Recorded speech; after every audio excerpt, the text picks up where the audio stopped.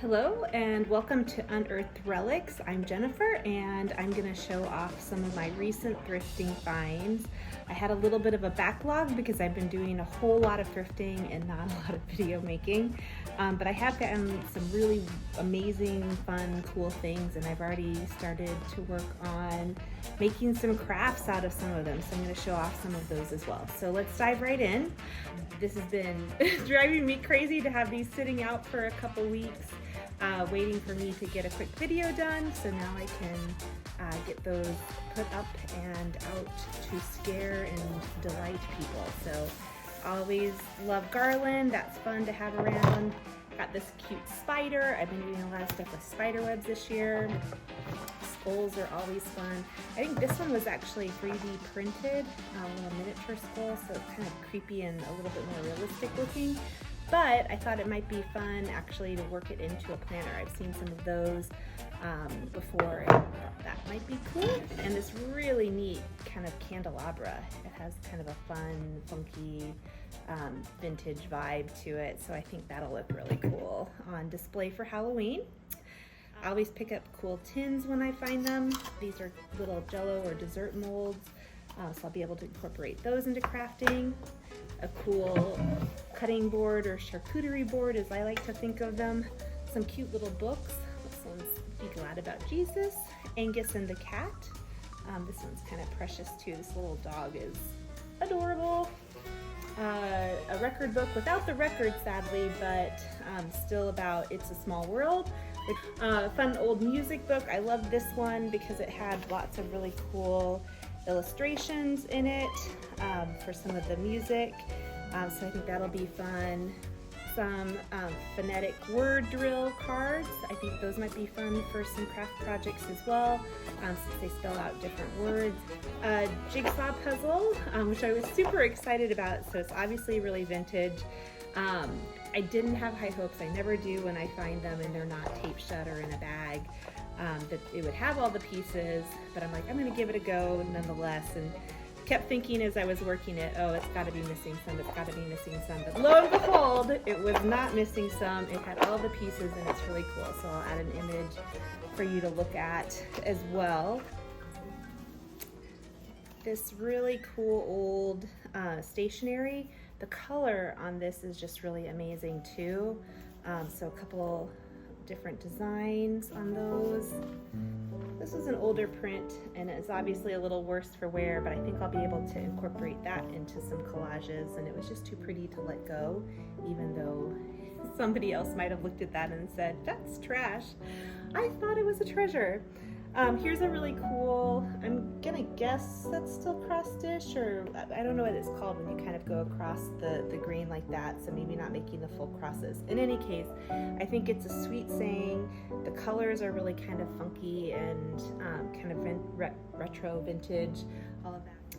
Some cool doilies or kind of needlepoint onto those. And here's another one. I love the fact that this one has the little kitties in it. Found this cool vintage Easter egg. Of course, both sides were in different bins, so the fact that I was able to reunite them I thought was kind of a delight. I have one of these in blue that I used for 4th of July decorating already, so it was a no-brainer to pick this one up. I think it'll be good for both Christmas, floral displays of various sorts, but also one that I can use together for 4th of July decorating. I found a bunch of things to do different kind of decor projects with. This one had a saying on it. I've already kind of painted over it a couple times, so I've got a good white base to that. And then I thought maybe I could do some decoupage on that and have a cute little display for Thanksgiving. Here's one that I'm a little bit more, I think, happy and maybe finished with. This is a little tin for those, I think it's instant coffee. I forget what it's called, but like the kind that comes in little rectangular tins. But I was able to coat the inside with a cool sheet of scrapbook paper that I found, and then add some floral embellishments and a cute little bunny that I found on my last little trip, as well as a doily that I found on my last little trip.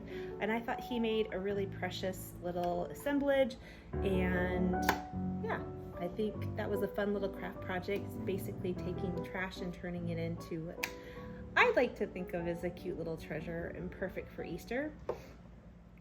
Here is another little one that I came up with, a little sewing vignette with a reproduction of a retro pattern, so I didn't feel as bad about cutting it up. I was trying to come up with craft projects that I could do just with the things that I found on this most recent trip, and there were a couple places where I had to cheat. Like I found Scrabble tiles, but I was missing a W, so I dipped into my stash to come up with that. And I found a whole bag of wooden spools of various sizes, but none of them had thread on them, so I swapped those out for two that actually had thread on because I thought they looked a little bit cooler in that one. This is another little one. It was a little kid's shoebox, and I'm not done with this. I don't know what else I'll stick in there, but I'm off to a good start. It's got a little Cupid doll. I cut up different pieces of a doily to kind of put around there. Some buttons and notions, some spools with thread on it from a different Goodwill outlet trip. Always get the fabric measuring tapes when I find them. Another little metal tin, and a cool Jello cookbook.